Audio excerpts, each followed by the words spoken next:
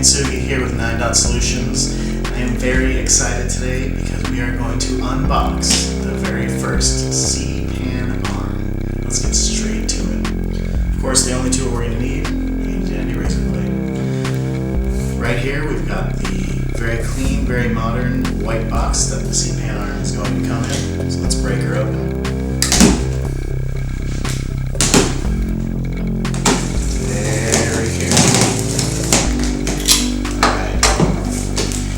So inside the box, the first thing you're going to see is the user manual.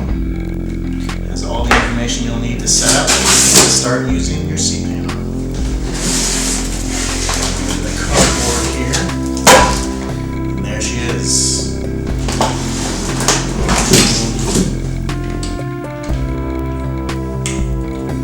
we go. Make sure that's all locked in. And there it is. First production line. The C-pan arm. Right over here. Below that, inside the box, we have all the parts necessary to get this thing going. Some cardboard and the accessories. So you've got the weight arm that attaches to the front of the C-pan arm. We have 8 individual weights. Add up to 13 pounds. The C-pan arm itself is 11 pounds.